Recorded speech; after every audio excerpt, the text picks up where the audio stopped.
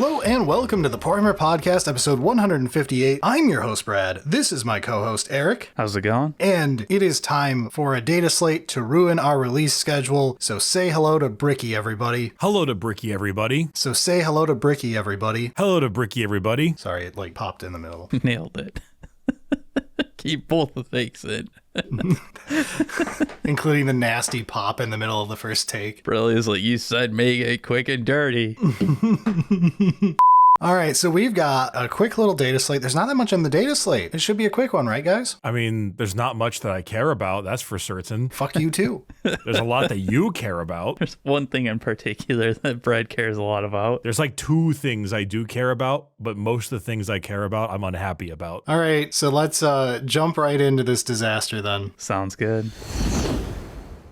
All right, Bricky, you're on. That means it's shill time. Merch Baron, go. All right, I played a game of Sisters, and I specifically counted exactly how many miracle dice I would have gotten should I have not had a phase cap on it. The answer was 12. 12 miracle dice. So to celebrate that, every and all items on the Poorhammer merch store, link in the description, are 12% off for the next week. As a way to celebrate us getting the miracle dice back, you can get yourself some miracle merch for yourself. 12% off exactly 1 week only. Check it out in the description. Or go to orchidate.com and find the Poorhammer tab. That's the whole reason you agreed to do this, isn't it?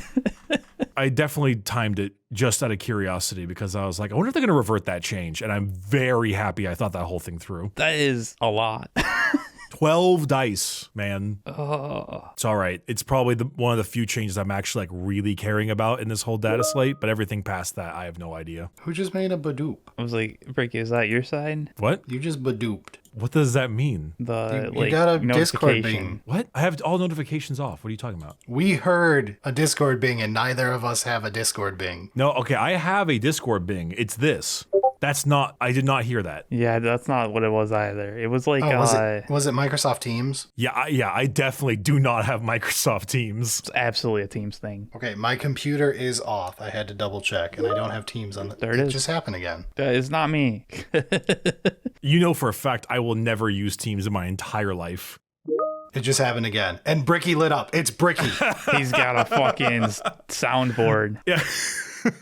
I was wondering how long I could do this throughout the episode to gaslight you, but unfortunately you hooked onto it too early. You're too professional. I checked my notifications when it happened the first time because last week all of my notifications turned on. Like I randomly had sound on Discord. Oh, I'm so happy that worked because the first time you heard it, you kind of passed by it a little quickly, and I'm like, yes, I get to do it again. If it makes you feel better, I also have the Google Calendar.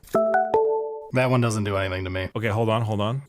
Oh, that one's brutal. Oh, that's horrifying. That one's fucking brutal. You do that midstream and never mention it just to fuck with people. I had an even better thing. I would press it and then immediately after pressing it, mute my own microphone and then keep pretend like I'm talking so they think their headphones got unplugged.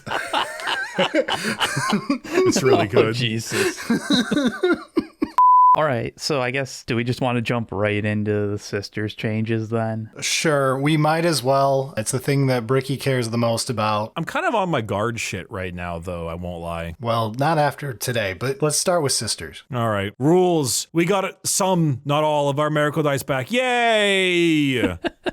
They reverted the most painful of all of them, which is that every single time a unit is destroyed, you get a miracle dice instead of just at the end of a phase if anything was destroyed. Like I said before, I was 12 dice short the last time I played. So I really do like this change, and Miracle Dice was definitely over-nerfed. As a Sisters player, do you think this puts Miracle Dice in a healthy spot? I don't know. I need to test it a little bit more because they didn't revert any of the changes to Bringers of Flame, which ironically I don't much care about. I don't play Bringers of Flame, though it is always a little bit weird to be like, well, I only get the stuff when my people die, you know, as opposed to once every turn, for example, because it was the triple nerf, right? It was start of the battle round instead of term, the phase thing, and then the triumph. I'm fine with the triumph. I'm iffy on the battle round. Of all the three, this is the one I would have had them revert. So I'm glad they did that. Besides that, though, the points are nice. It's drops on everything that is basically never taken, or at least not in the amounts they should be. The classic. Still not sure about Retributors at 125. They still feel really overcosted. And then there are a bunch of characters like the Dogmata and the Imagifier you just never see. And also, I still think the Triumph at 250 might be a bit steep, but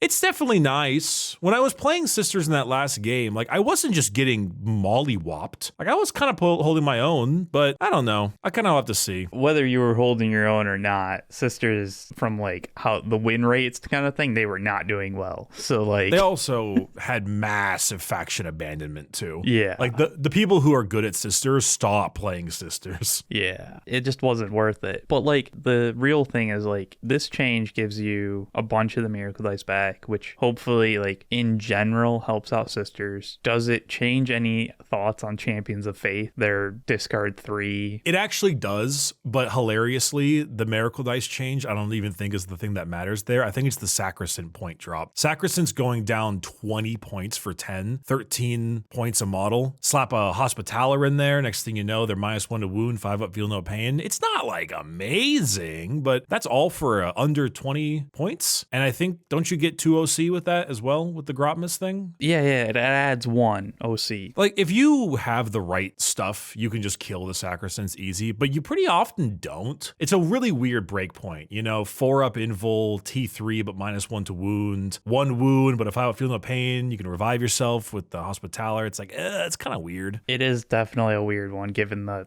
super low toughness. That's not the defense layer that you're worried about. No, and considering that Sacrosanct's at 130 now, and a Hospitaller is, what is this together? 180. That ain't bad. Taking 3 squads of 10 is like barely a third of your army, not even. So I don't know. Maybe they'll be better. I am just happy to see certain things drop like Repentia, Seraphim, Zephyrim. Love that. Sacrosancts. I could have liked a few drops on the Retributors and maybe a little something on the Triumph for the Castigator. Castigator's 170, but it's fine. I think we should like kind of look at it a bit and then hold off judgment. Yeah, I think that this is a good step towards bringing Sisters back from the massive over nerfs. Whether they need a little bit more, we'll see. So after Sisters, let's just go into Space Marines, the other really big change of Imperium, and then we'll cover the rest. Yeah, it is big, but like a lot of it is like obviously this is what they intended. Some of them are true nerfs. Uriel Ventress has the one of like, damn it, we forgot that we didn't delete all the old Marines yet. Though that kind of isn't true, because they did give them a huge points drop in addition, because they're not being ran by Ventress anymore. I guess. Are they gonna get run? It's the classic, all the bad data sheets get a points drop because no one's going to run them anyway.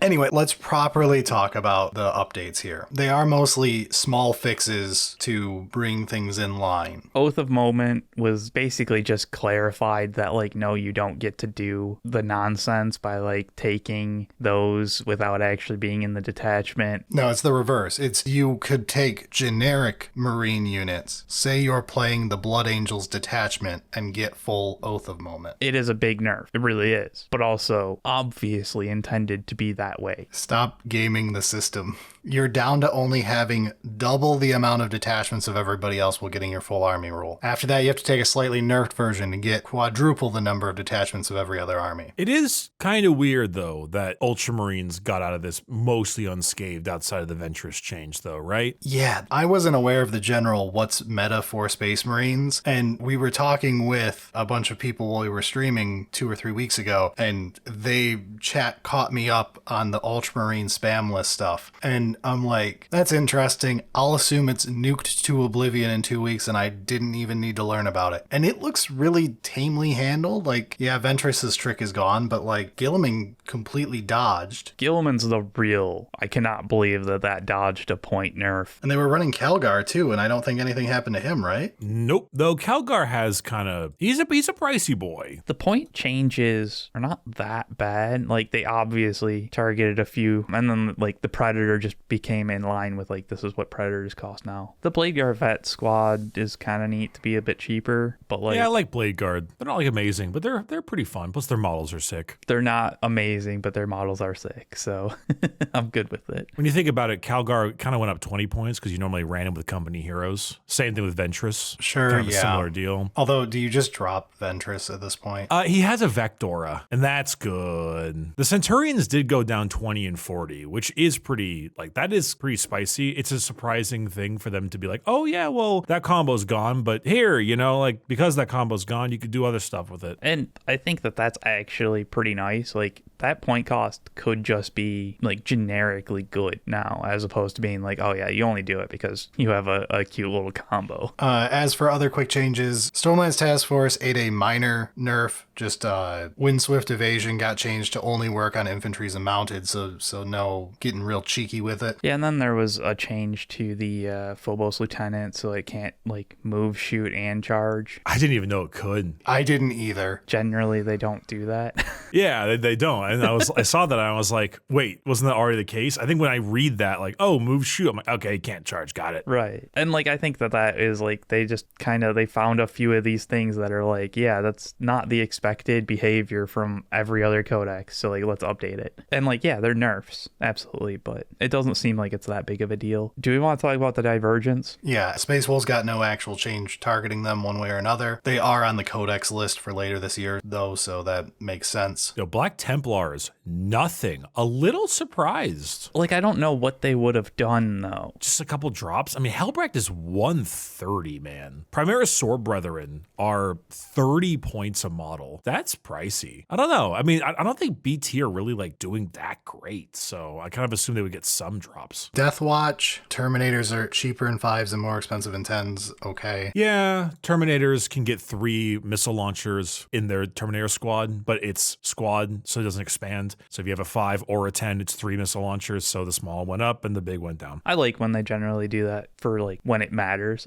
as opposed to just like randomly doing it, so that makes sense. Blood Angels, the Death Company guys went down a little bit, and that's about it. We all know you weren't taking them anyway. Yeah, they're all the ones that are on the ground too, except for the captain, the jump pack, but you're not putting him with the jump pack Marines. You're giving them like, I don't know, Lamarties or something. Who flies with them? Asterath? Asterath the Grim, yeah. Also, Dark Angels with nothing. Yeah, that's actually rather surprising. I mean, it's good as far as I'm concerned. The Lion should have gone down, and I know it's a meme, but he should have gone down. No, the Lion should not go down. He should go up in points and get a new fucking data sheet. Just give up. Fix He it. didn't though, but he didn't. So bring him down like 15 or something. I don't know. Stop trying that solution. Do the Bellicor solution. We'll get there. Listen, I saw no rule changes for him. And so then I said, oh, okay, at least he'll go down. And then he didn't. Robert, he didn't go down. Why didn't he go down? That's fair. Definitely, I hope he goes up in points and gets good. But since they didn't do that... So let's do all of the minor ones now. So real quick, Admech, Call's slightly cheaper, Dominus is slightly cheaper. Admech loves being cheap on points. They really are not doing great, but they're not like doing terrible either. They just need to do new goddamn book.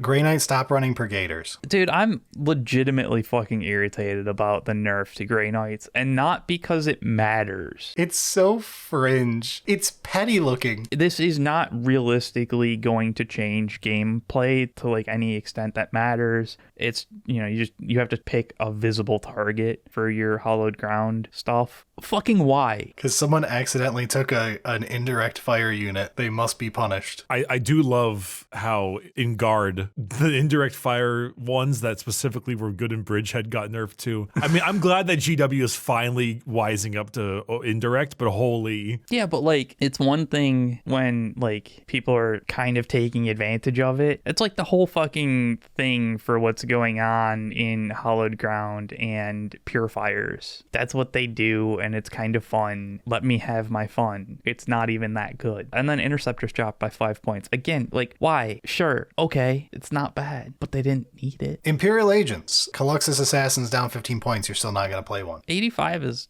kind of cheap for, I don't know, we'll see. Imperial Knights, Big Knight went down. Castellan and Valiant, down 30 points. I like that actually, personally. I really like the Big Knight. It's my favorite. The Knight Valiant is one of my favorite models in the whole game because giant harpoon. That's fair. But like, I don't know, I guess like when it comes to like those two, I don't think you care about the 30 point. Like if you were going to run it, you were going to run it before anyways. It might let you play a slightly different other knight in your list. Like that's the real buff there. Again, it's not going to affect anything competitively speaking, just casually. It might make for some more interesting lists in specific lists. Now, we've done all of the fast ones. There's 2 of them left here. Do you want to do your IG crying real quick before we move on to the last thing? Yeah, so Bridgehead had like a 98% win rate or some absolute malarkey. Yeah, give or take a couple.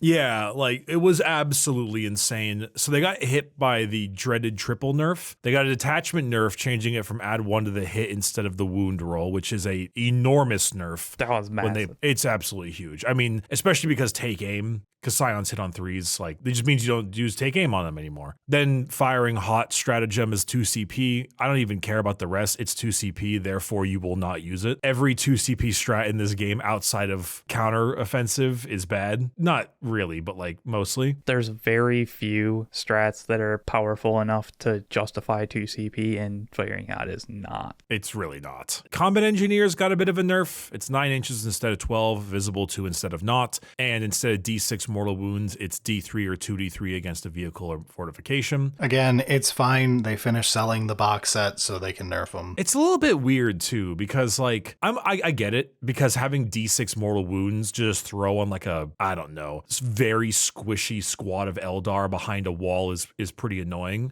But I gotta be honest, the 3-up really hurts. Most of these are 2s. This is a 3, and it's once per battle. And okay, sure, you're gonna lower the range so you can't do it out of deep strike. You're gonna do visible so you can't be annoying that way. You're adjusting the mortal wounds, also fine. Can you at least make like a 2-up, like everything else with bombs, like the Reductus and the tank bus? How would the Orks have more powerful bombs? The Squigs. The Squigs are good though. I know.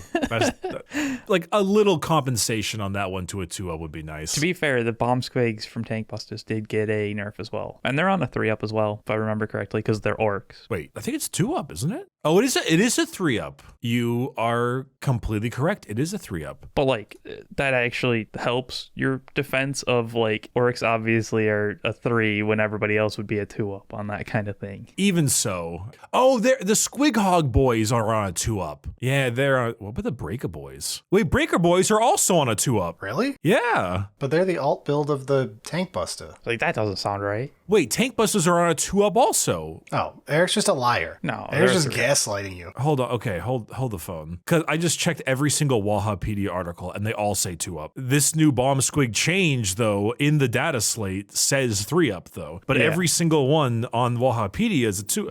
Someone get the codex. Let me get out my very legal codex. New Recruit says 2-ups. Really? Just the data slate has a typo? The data slate might just have a typo, and either the 3-up on the data slate is supposed to be in red, or they just typoed it wrong and it is still a 2-up. I think it's just a typo. But which typo is it? Yeah, I was like, it's absolutely a typo. I think they just typed 3 instead of 2 when they typed it in the data slate. It is possible, but I can see. Well, yeah, if it was supposed to be a 3-up for all the other ones, also They would have would done see it 3 those there. times. Yeah. Okay, so it probably is a typo. Then I continue my statement from 10,000 minutes ago, where I said that the Krieg engineers should have a 2-up on their bomb to make up for the weirdness of their change. And if you thought that was a sloppy edit job of us getting around that topic, welcome to fast turnaround times. Blame GW, not my poor editor. As for guard points, though, I've been building a lot of guard lists with a bunch of the other... Dude, guard point is a really good One Piece card. What are you talking about? It's the cute Tanuki. It's the Tanuki. You know I don't know what this is. But yes, Guard also got the extra nerf, which is nerfs on the things that are good in Bridgehead. Both Tempestus Command Squad and Scions went down. The Heavy Weapons Squad for Cadian and Catachin went up. That is specifically on the mortars, I'm assuming, because all Guard Infantry got reroll 1s to hit, so the mortars were on 4s, reroll 1s. You also got the Field Ordnance Battery, which is also Guard Infantry. That can get the rerolls, etc. I remember making lists with like all of those because of that dumb stuff, and like just totally fair as far as I'm concerned. That's something I'm fine with.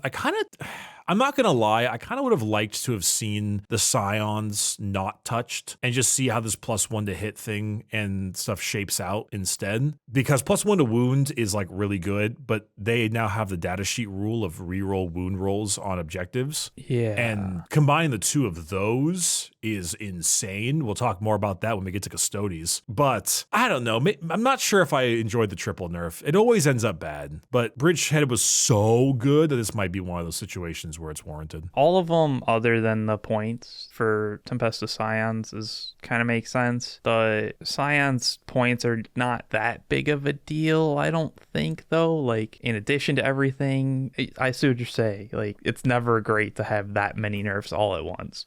I think what annoys me the most with this is that they've already done a fix like this before, and they just didn't do it again. It's very simple. Hey, these heavy weapon squads and field ordnance batteries are too good in Bridgehead because of their rerolls to hit. Instead of nerfing them and causing a knock-on effect for all other detachments, just change it so that Bridgehead specifically states when firing at a visible target. They did this exact same thing with combined arms when they changed the lethal hits part to be when firing at a visible target. So they've already done this, and now if you're like the fun guy who just ran 3 las cannons for 50 points with your Cadian heavy weapon squads that hit on 5s, and you're like, send it, brother. You're like, no, never again am I able to do that.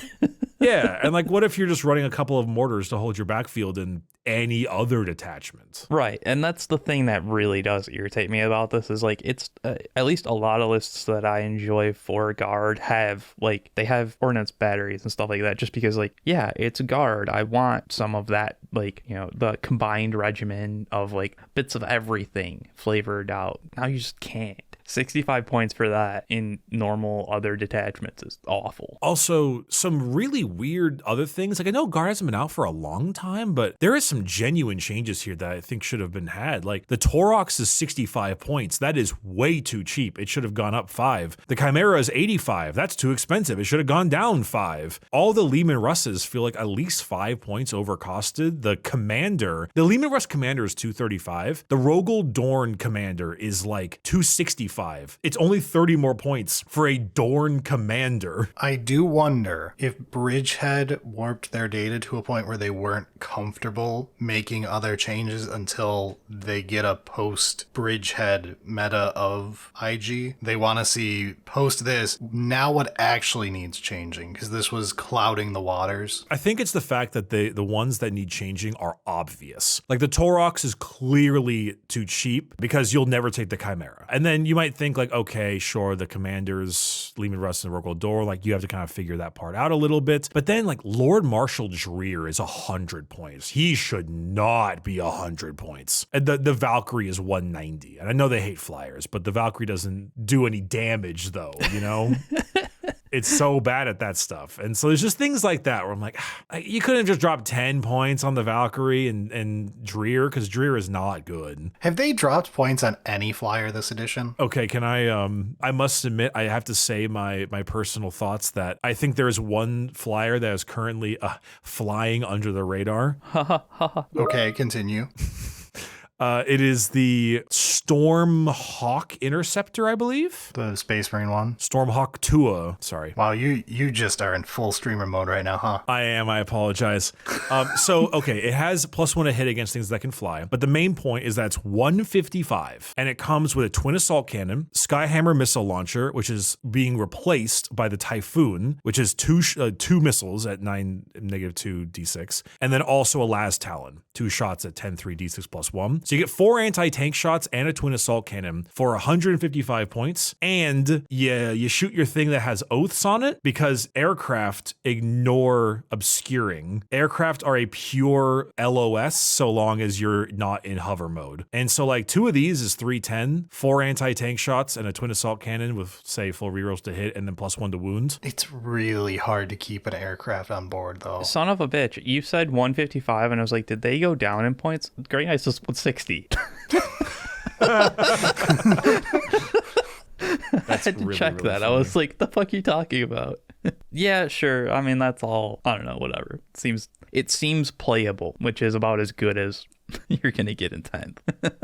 Anyway, my weird aside. Yeah, guard, I think there were some real obvious points changes that could have happened and they just didn't do, probably for what you're saying, Brad, but I don't know. I've been building the other lists with like recon and siege and combined arms, and I don't know. Maybe I'm wrong, but I think it's something to look forward to in the next one of like, all right, let's take a look at the actual internal balance there and shuffle some of these things around that are clearly awkward. But what about Custodes? All right, Bricky, you're a big Custodes fan. You love having Custodes, and that's why I'm going to take the wheel for a moment and talk about the fact that Unleash the Lions is back, baby. welcome back, dead in 9th, back in 10th, baby. Split them all up. What's that? You drew deploy teleport homers and behind enemy lines on the same draw? Do 4 actions with multiple units and kill everyone else with the rest.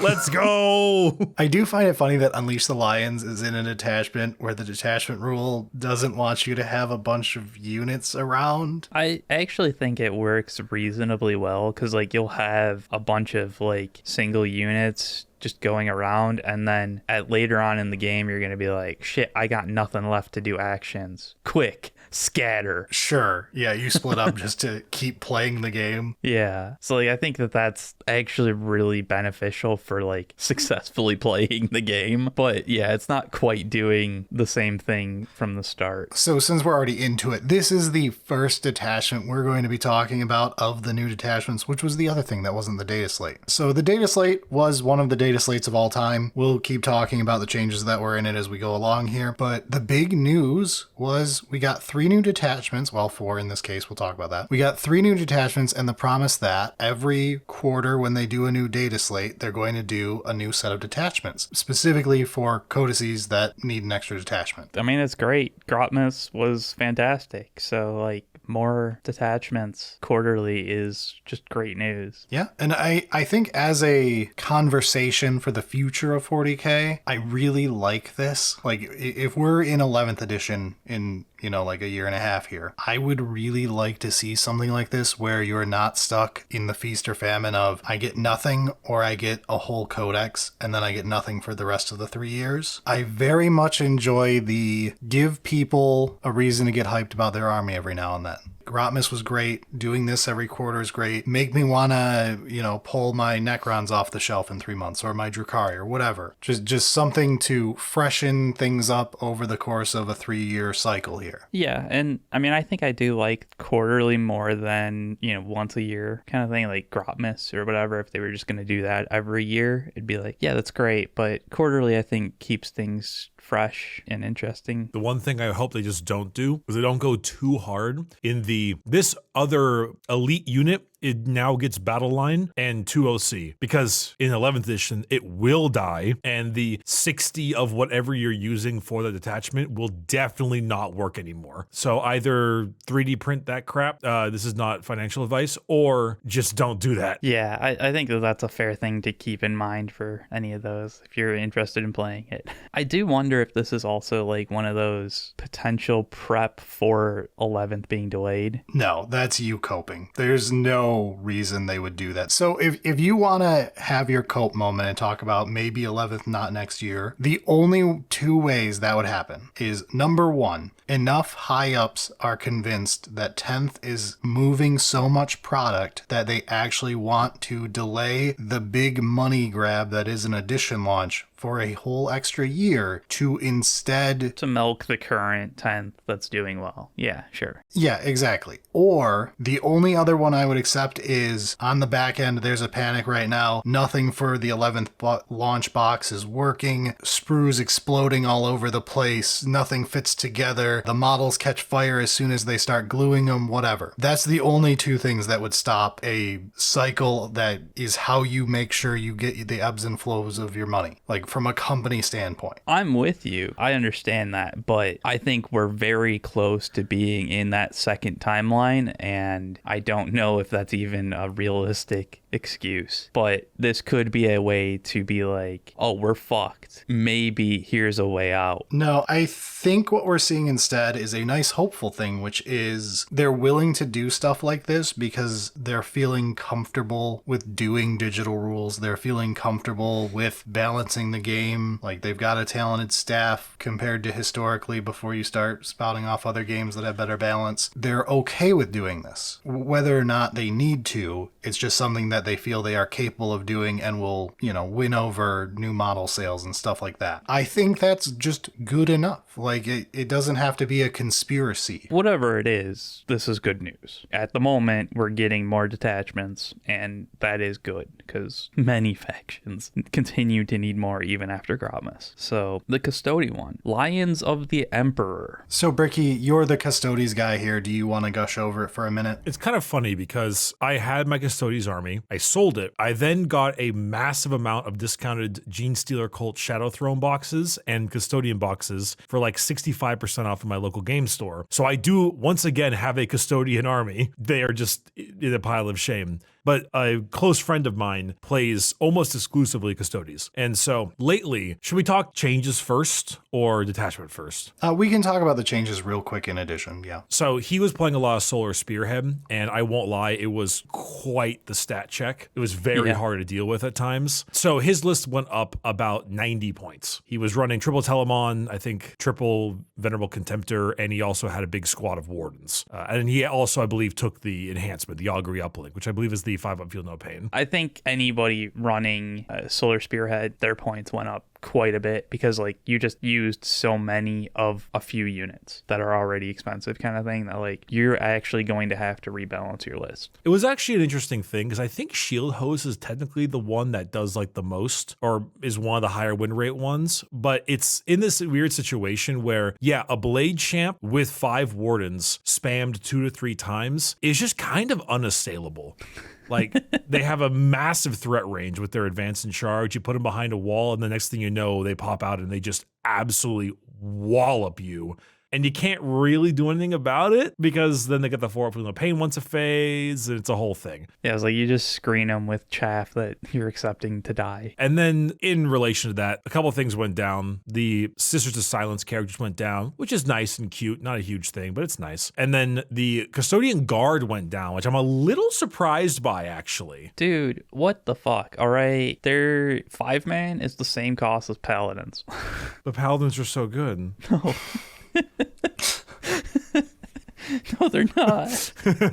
It's actually wild because I feel like Custodian Guard are already really good. And you throw Draxus in there and stuff, and it's pretty nasty. But like 215 for 5, man. Like that's the point where I start to spam them. I am so on board with my 30 Custodian Guard list. I don't even think that this change is bad or anything. I'm just like trying to put it in reference of like, yeah, this Custodian Guard 5 miles for 215 is good. I like how I just said, don't go out and buy a bunch of things. And then you're like spam all of these. Yes, but like 30 Custodian Guard is I think about 1,300 points, and that is surprisingly not much. So anyway, new detachment though, because all the major characters and shield captains went down as well, and the new detachment, while it might read as oops all Terminators, it's more like oops half Terminators and then the rest of other terrifying stuff because it looks awesome. Yeah, which I think is a really solid thematic yet not one-trick pony detachment type, right? You get to do your I am Terminator heavy. I'm not literally everything is a Terminator in order to use this detachment properly, but Terminators are my core identity of the detachment. So the rule is basically everything that isn't a vehicle, so long as there are no friendly units within 6, gets +1 to hit and +1 to wound. +1 to hit isn't the biggest deal. It'll undo minuses to hit because you're already hitting on 2s, but +1 to wound on the other hand. Yeah, that helps. That's gross. It particularly leads you to want to, 1, spread out, which is actually harder than you might think, considering that you're fighting over objectives and they are in set positions. But at the same time, also makes you want to take things that go all over the board, like Terminators, and to an extent, maybe some bikes. Though I will admit, the bikes do run into a little problem where they already have Lance, so +1 to wound isn't a huge deal. Yeah, but like, I mean, it just kind of like leads into the elite of like, yeah, you can have a unit go off and do its own thing, and it won't just like immediately crumble. And particularly Terminators love this because they bounce around the place and therefore they can be alone and they're big and chunky. And also the enhancements in this detachment are insanely good. Okay, superior creation, right? On a 2-up, get back up alive, correct? Yeah. Sure. I'm not a big fan of that, but Full wounds. full wounds, not D3, not full wounds. Do you remember the once per game ability that the Terminator Captain gets? No. It is change all damage they take to 1 for the phase. That's the once per battle. Once per battle. Yeah, all right. Wouldn't it be hilarious if this detachment had a stratagem that lets you use your once per battle again? It would be hilarious, wouldn't it? Imagine rolling up to your Terminator Captain, and this dude is like T7, 7 wounds, 2-up save, turn all damage to 1. He finally dies. You bring him back on a 2-up with 7 wounds again, and you spend a CP, or don't because he gets a free CP thing, to then do it again. That seems pretty good and annoying. It's anytime it's like a 2-up for an enhancement, it's like, I've failed too many smite rolls, okay? Trust me, as a chronic Celestine hater, she got that way for a reason. But yeah, no, that's fair. Superior creation, it's good. And like lone operative stealth is always fun. It's really good on one of those guys as well. Fierce Conqueror is fine. Adama Mortis is wild. Welcome back, Dreadhost. Goddamn +3 strength, 1 AP, and 1 damage. Yeah, I didn't really pay attention to all of those. I just kind of like made assumptions when I read it. That's pretty scary. Just be happy that you can't take it as the blade guy. Yeah, you have to do it on the shield captain, but it's gonna go on the Terminator guy. Yeah, it's already good on a shield captain. It's just you don't get it with the multi-sword. Yeah, which would be really insane. But the shield captain gets 6 attacks at strength 12, AP 2, damage 4. And then if he's by himself, +1 to hit and wound, I mean, good lord. It's not bad. It's not bad. And then every single stratagem is amazing. You can double up your once per battle abilities, like I mentioned earlier. You have a fight on death. That's a 4-up, but if it's a character, it's a 2-up, which is also insane. You have give stuff precision, which is whatever. You have a reactive move after you give, well, no, not a reactive move. You have a move after shot, but it's D6, so like, it's a little here and there. You have a fallback shoot and charge, which is always insanely good. And then, of course, welcome back, Unleash the Lions. Every single Alaris Terminator in your squad, and I guess the Forge World, but who cares? Gets split into starting strengths of 1. I just wanted Unleash back. It's so cool. I don't even play this army. Unleash the Lions is just one of the things that's like a core memory from some of our first games. This really was a hole that was kind of missing from Custodes. It's kind of funny because on one hand, Unleash the Lions does kind of ruin your detachment rule. Yeah, it is a nombo, but it's so fun. Well, also, in a humorous way, if you put your Custodian Terminator with the enhancement that gives him lone op and stealth, and you break him apart, he's got lone op and stealth, and you could still use him in a squad for a little bit first before you send him off to be an ass. That's cute. I love this detachment. It's probably my favorite one. Out of all of the Custodian ones, this makes me want to go build up like 14 Terminators and a bunch of shield or Custodian Guard and just send it. I think this is one that like will feel the most engaging to play. You're going to be constantly thinking about like your own like zone of control of like, okay, when should I make sure to be 6 away because I really want that extra wound roll, or like, you know, when can I have it so like it doesn't matter quite as much, I just need to overwhelm. And then like when you're actually going to use Unleash the Lions. This seems really fun, honestly, and pretty strong. I think it'll be very, very, very good, especially with the drops to shield or Custodian Guard, and also drops to the characters that all of this goes on. Plus bikes. I will say bikes are pretty funny because their Hurricane Bolters are, you know, like about 6 shots if you're within half range at 4, 1, 2 twin linked, and you just get 4 bikes total. So 24 shots like that at +1 to wound as well. Like that's when it starts to become a real threat to things that aren't just infantry. Anyway, I like this more than Solar Spearhead because I hate the Dreadnought meta fight. I just don't like it. So yay. Okay, so like I like the Dreadnought thing, but this is another great way to play Custodes, and it's one that was sorely lacking. It's also all plastic models. That's a nice bonus, isn't it? It's a huge bonus. Not being Forge World bait. It's great that like Solar Spearhead exists because it's like that unique way of playing that's, you know, different and whatever. But like given that there was only 4, it felt like maybe Lions of the Emperor was a bit more important for just like general gameplay. But yeah, we're finally getting to a point that Custodes feels like a fleshed out codex. The interior data sheets I do feel like lack a little bit, but the detachments are definitely pretty fun. Yeah, not bad. Should we move on to Xenos? Yes, let's go through Xenos. Let's do some of the quicker ones. Eldar, you deserve deserved a nerf. You probably deserved more of a nerf than you got, but whatever. I don't think they deserve the nerf, man. Ynnari.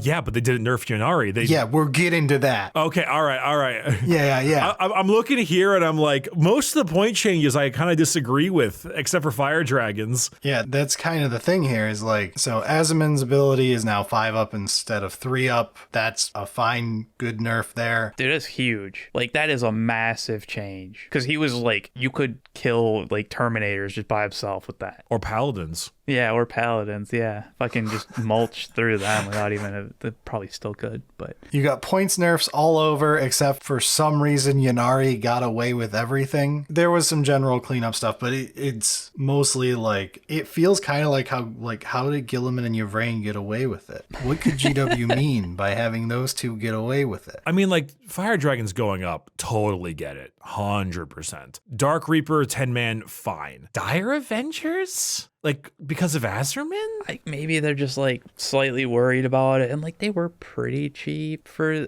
their 5-man. They were 75. It's not like super cheap, but like No, but they just have like 4 shots at 411 assault. It's not. I mean, they're just kind of like a infantry mulcher, but they're not like that good. I don't know, because it's weird that I'm not much into having us just spew competitive stats, right? It's a very boring way to handle things. That said, the Eldar handling during this data slate feels like GW has a different set of stats than what everybody uses.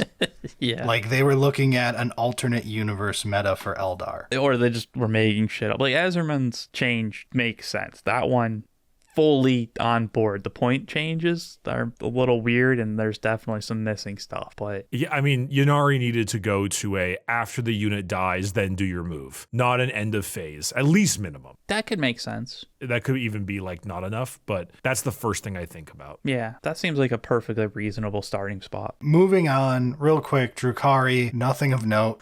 You don't want to talk about the Cavalites and Witches? Come on. Oh boy. You love having them down 10 points. It's going to change everything. Yeah, not much going on in Drukhari land here. Genestealer Cults were essentially ignored. The 20-man unit of Neophyte Hybrids did go up 15 points. I still think you would take them in 20s in lists that were going to take them in 20s. Necrons, Doomsday Arc, back to 200 points because they changed it when they didn't mean to. The Doomsday Arc sold out again, so they were like, all right, put it back to 200. I am begging, praying, like mauling at the idea that please God, just do the thing, Games Workshop, where when you put a character in your army, you don't pick what squad they go into. You have to pick. No one cares. No one does that. No one does the thing where they're like, oh, well, maybe I put them in here, but I have the flexibility. No one does that. Make it so that the points costs of what you join determine the character. My Technomancer, I want to just run him with 20 warriors. It sounds fun. It sounds goofy. I don't want to be paying for Wraith Technomancers. It's horseshit. While I would never do what you just said you want to do, I agree with you on having that be how you handle points for leaders and everything, and leaders in general. So, thumbs up. I'm never doing that. I ran like a 450 point Necron brick, which was just 20 of them plus Orokin plus a Technomancer in the center in Awakened. So they just keep on reviving. It was very funny, but it should definitely have been 20 points less. Sure, that's adorable. Yeah, I mean, maybe 11th. We'll see. Tyranids, also not much. Exocrine and Tyrannofax went up a bit. And some other stuff like Hive Tyrant went down 10, Trigon, Neurolictors. So little changes in Tyranids. It's essentially nothing in air quotes. Yeah, it's kind of neat that like a couple units that were like actually seeing some play went down, but whatever. All right, so we've got 3 Xenos left to talk about as we just rushed through everything else. Do we want to do Votann first as the warm-up here? That's me. I'm the Votann guy. Oh, Bricky's a big Votann fan. Yeah, we've been over this. So let's talk. They changed the army rule. And importantly, it helps balance the fact that Votann's previous fix had all been placed into their detachment rule. They got a new detachment, and then GW remembered the flaw we pointed out right when they did the fix. I mean, Hearthband isn't great, but it might be okay now. It still seems kind of bad, but... It still seems kind of bad. I played Votann like 3 days ago, and I gotta be honest, I kind of forget that there are no rerolls in that entire army. The only rerolls that I had playing Oathband, the Index, is fire support out of a land fortress and reroll charges with the Einherjar champion. I think those are the only two. Oh, you are really right.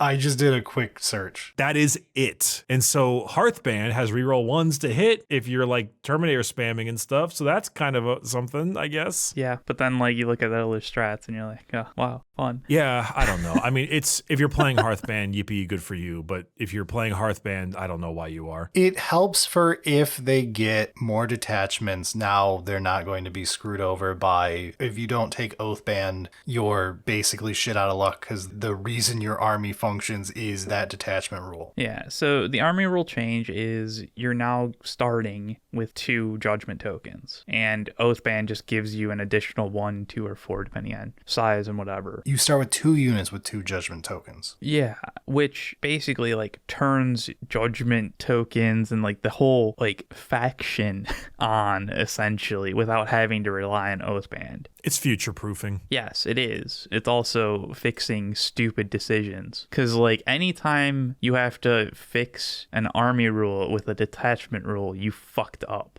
I would say that Death Guard need the same fix, but I think they're actually doing pretty well right now. So I don't know if like Flyborn Host needs funny auras. Flyblown Host is okay at the moment, but like, I don't know. There's just so much that needs to be danced around from that army rule and how it like doesn't really do anything. That's my main issue with Death Guard is even if you have to push the detachments. Yeah, even if balance-wise the detachment is doing well compared to the original, they fixed the army rule with the detachment rule originally, so the army rule on its own is just so fucking boring. It doesn't do anything. Like the detachment gave it all the fun fluff, or not even real fluff. It gave it fun in general. So like it is fantastic to see Votann is getting this, but like Bricky, you're still not playing Hearthband, right? Like I won't lie, I looked at it a little bit. The thing is that 4 tokens is a lot. And like that basically, I feel like the 4 tokens is what you need for your army to function properly, and 2 tokens just isn't it. Because I guess like, okay, sure, you'll get reroll ones to hit and also get extra AP, but it's only against the closest target and it's only with calls or Hearthguard and stuff. So your Sagittars don't get it, your Zerks don't get it, your Fortress doesn't get it. Your bikes don't get. Your bikes would have loved this. Yeah. For the extra AP actually, because they ignore cover naturally. Well, there's an upgrade. So I don't know. I think it's a miss. I think that this does give like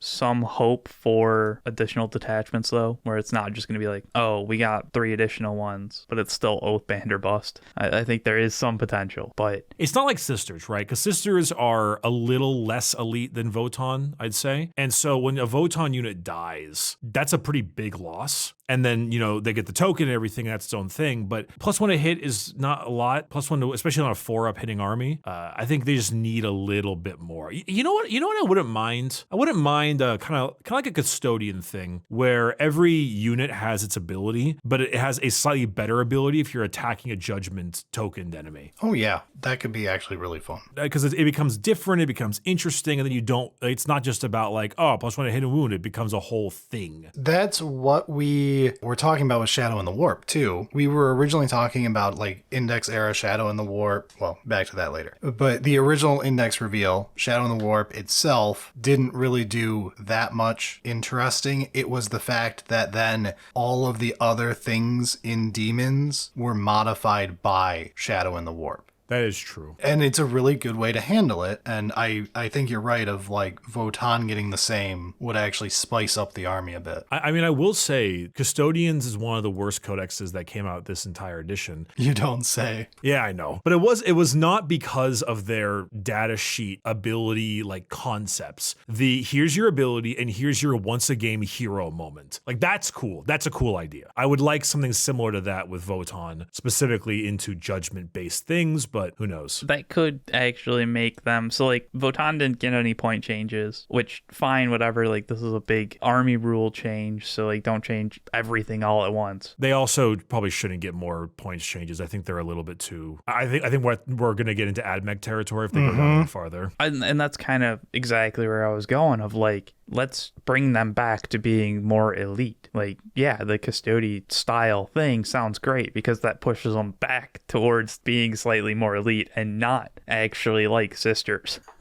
Doesn't seem like Votann should be the horde style thing going on there. All right, let's continue, and let's actually continue to blue ball Eric a bit longer and talk about Tau next before Orks. Yeah, let's talk about the Lone Spear and Rampagers going down 10 points. Woo! Oh, and this little detachment here of getting back broken. Or I'm sorry, Borkin died in 9th, returned in 10th, baby! Borkin's back! So, yeah, we got back another Tau detachment. They remembered that Tau subfactions did indeed exist and had rules, and there was no reason to not print any of them. Yeah, we've got Experimental Prototype Cadre. I just realized that their supernova launcher enhancement is the exact same thing as the Custodian one. Well, it makes sense because they were tied for the 2 worst codices of the edition, so they get the same fixes. I think AdMech maybe had that. AdMech's the other one. Yeah. Yeah, but I love how it's like, okay, yeah, that upgrade of +3 strength, +1 AP, +1 damage on a shield captain is being redone and added to the single air bursting fragmentation projector, which is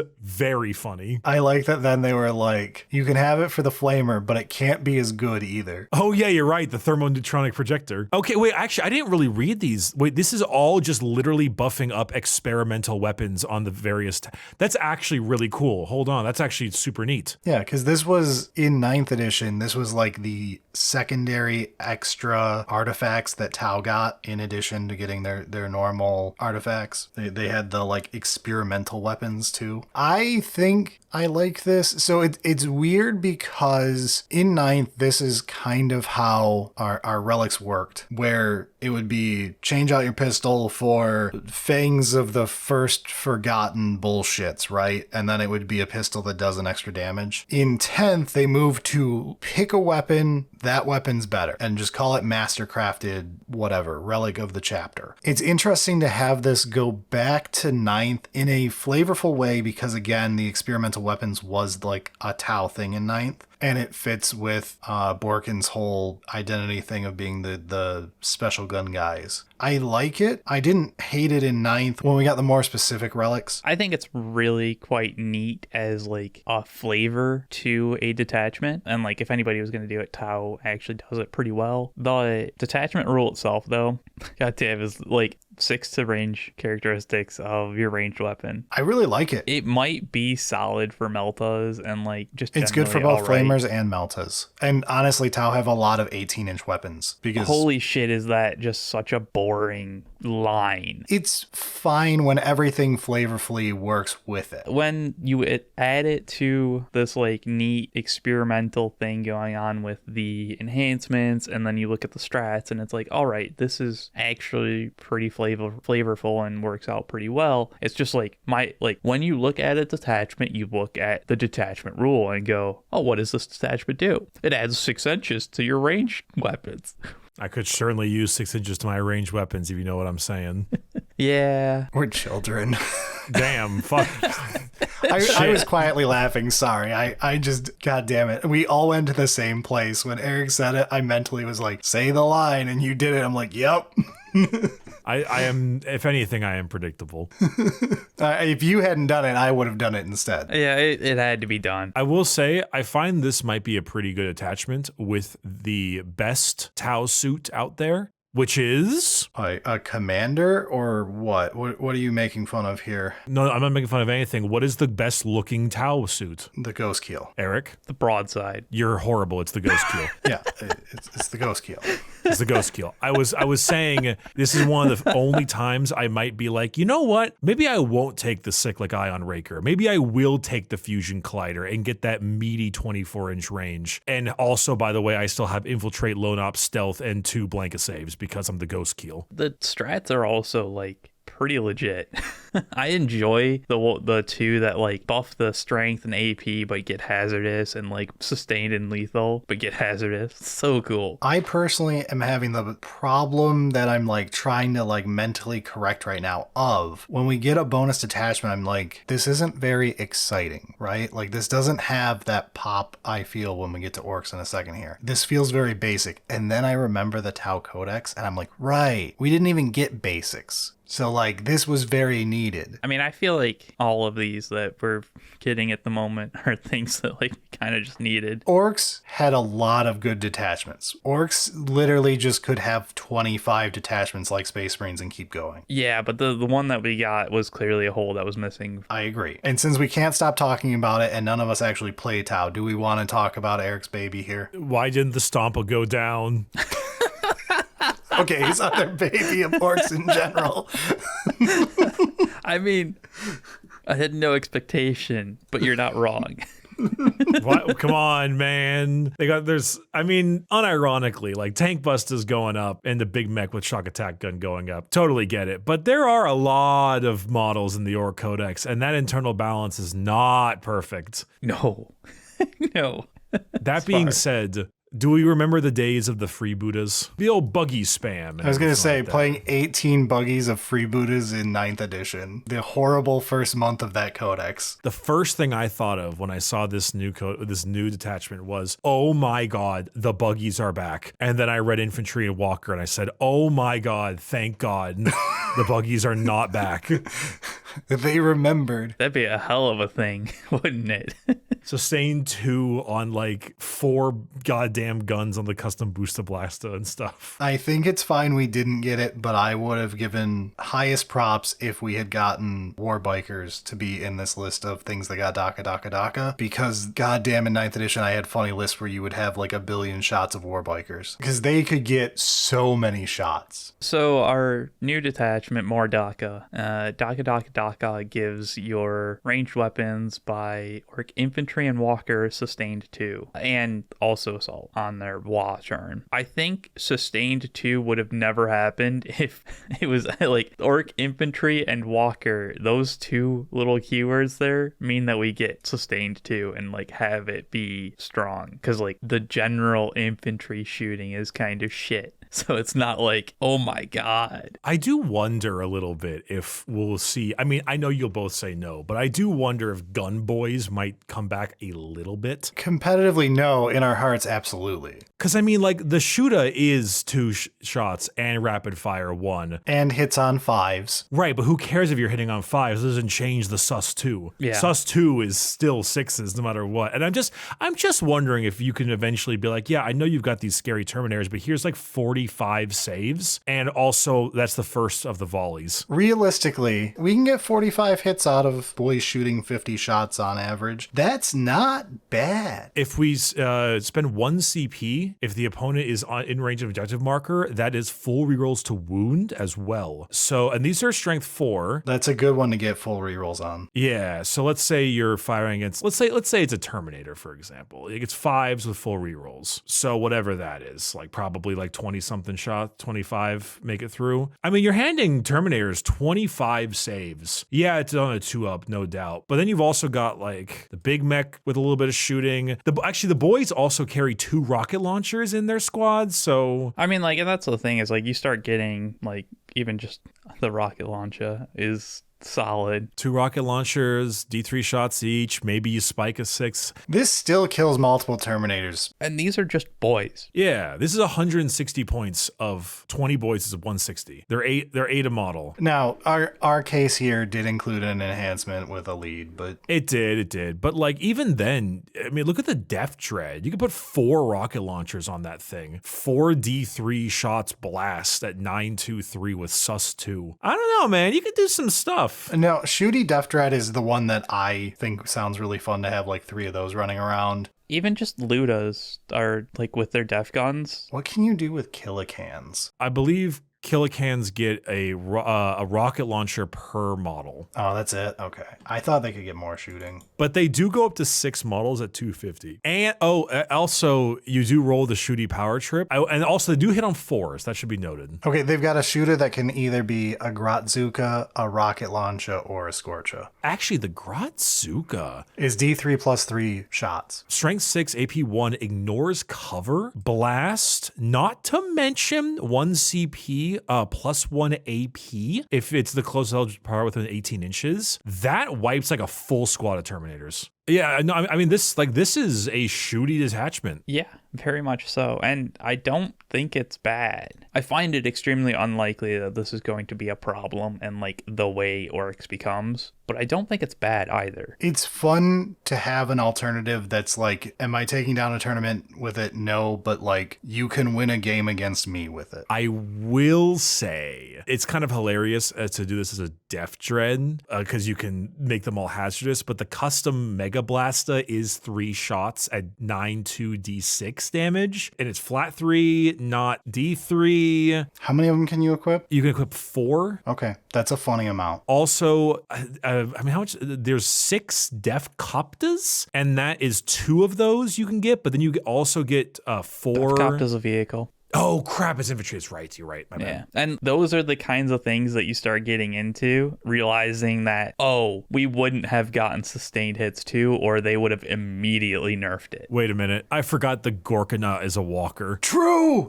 Hell oh yeah. my god, Eric. Death Storm Mega Shooter, let's go. 30 shots at 611 with sus 2. This thing's only 265, man. I would take 3. You can also give him ignores cover, I think. This is no, so you can't. It's or character only. Damn. But you can give him plus 1 AP. Wait, hold on. Oh, damn. We're doing this. Knights versus Gorkanauts. There's a strat. There's a 1 CP shoot back strat, but it's one of your models has to die. Yeah, so it won't work on them. That's a really cool strat, but not. It is. Also, can we talk about how fucking great the strat names are? Oh, always, dude. One call dat Daka. No. Long uncontrolled bursts.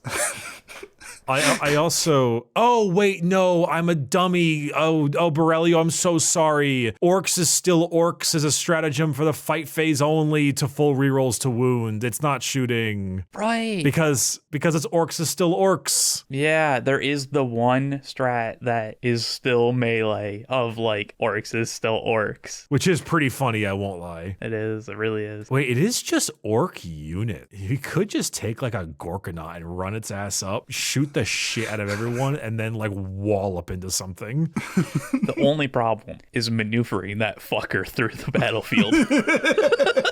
Honestly, though, wait, I'm not gonna lie though, because they gave you the ability where now on your WA turn you can advance and shoot and charge, because they give you all assault. So like 2 Gorkanauts, load them bitches up with 12, I don't know, like Ludas or something inside of it, and just send them out. So I also really do like Get Stuck In lads of you just have a unit that gets the active WA at any point. You're just like, oh yeah, I still need like 1 additional at the end. Let's make it happen.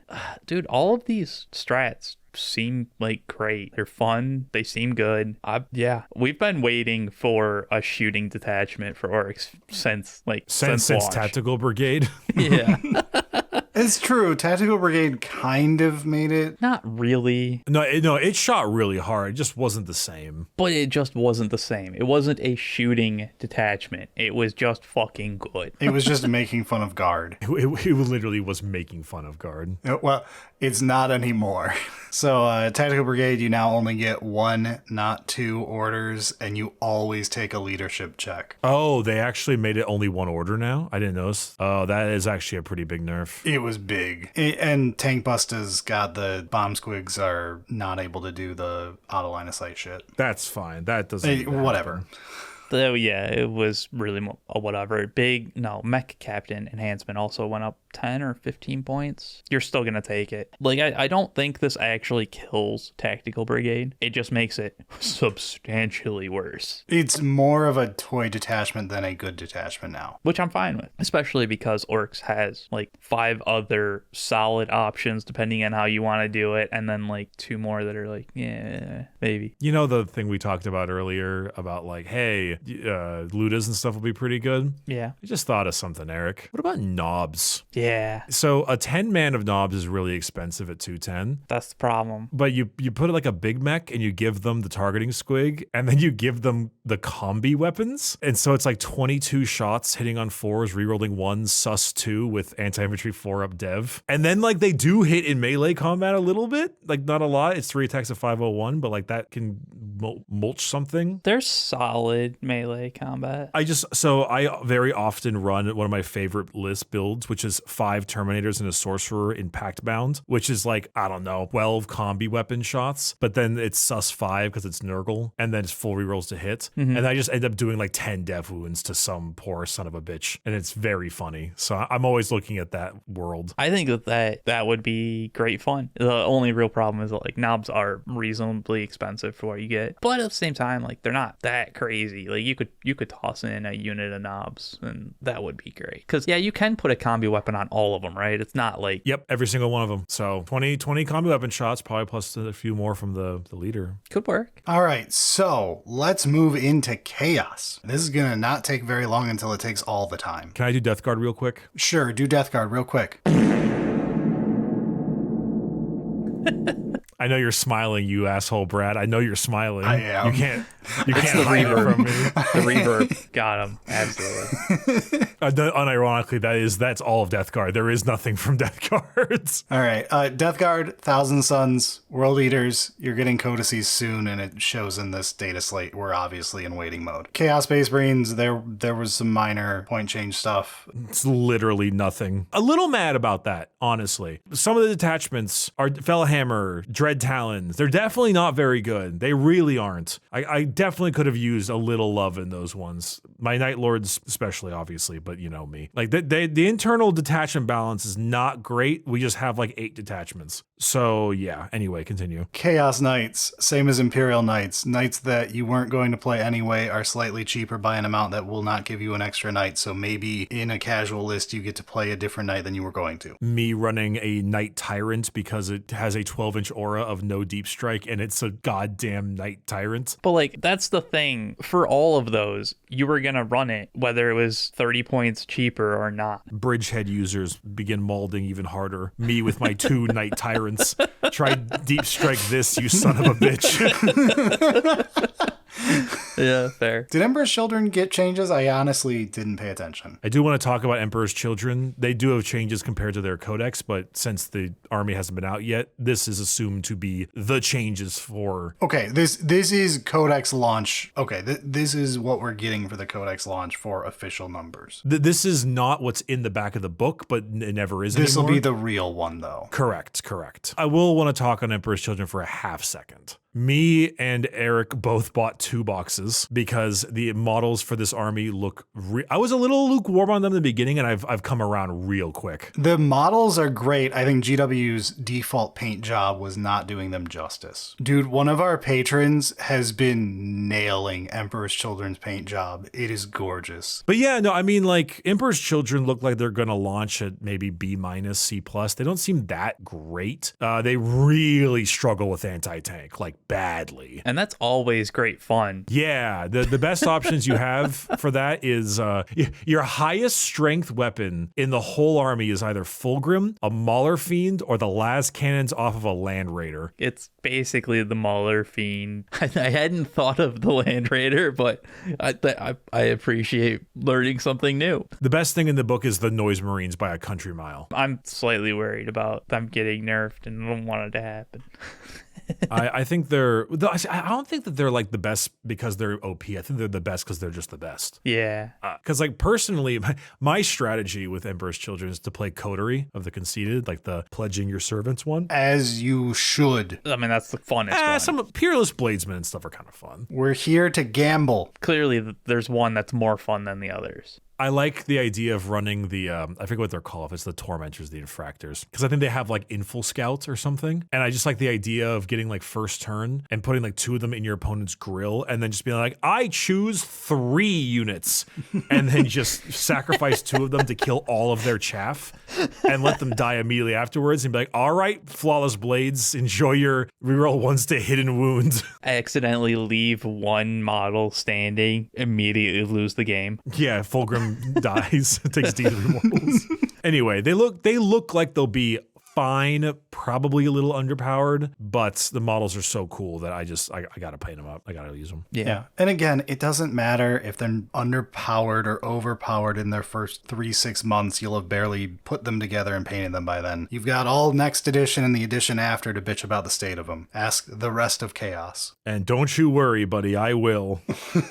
It matters to a point of like, they need to be like playable and also not infuriating to play against. But like, so long as it's not so fucked, then it doesn't matter. Like, oh, it's 40%, 45%, 50%, whatever it is. It's close enough. You're gonna get balanced stuff in 3 months or less. But like, I don't think the Codex is one of those like, holy shit, 98% win rate, fuck everybody else. Anyway, I'm gonna go take a piss and get a snack while Brad starts this next segment. Okay, so if Bricky could not join us tonight to get this episode out real quick, I was just going to talk about Chaos Demons for a straight hour. Because like, this entire Dataslate stuff was a bunch of small changes, quarterly detachments, the new ones, and Chaos Demons. So we're gonna talk Chaos Demons, so sit down, you're stuck with me. Do we want to get just like the basics out of the way? Sure, let's cover some quick balance stuff first. Ready? Were you playing Slaanesh Daemons? Stop that. They're dead. Seductive Gambit, the detachment rule for Legions of Excess, that got nerfed, and then the stratagem within it, Thieves of Pain, got nerfed. Their data sheets got a mix of nerfs and blurfs. They're fucking dead. I disagree. Overwhelming Excess also got nerfed. They're dead. I think they're still going to be solid, but they're going to be like on the lower end. It went from a fun yet overpowered detachment to, hey, at least it's fun. Yeah, and I think it'll be okay. Like, yeah,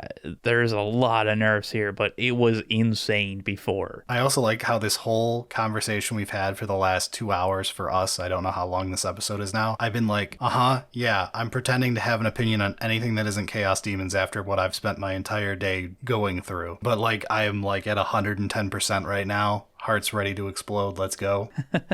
Real fun going from when are we getting to the real meat of this? I actually do like the slight change for Legion of Excess to like, you kind of care about shadows and like you want to actually like, there's gameplay involved there, which is just, it's nice. It's a nerf. It is a nerf and how that all works, but like, it's kind of neat to tie in a little bit of that gameplay going on there. I do agree. It gets back into what we were talking with Votann of like making your other stuff care about your army's rule. And here comes Be'lakor with a steel chair.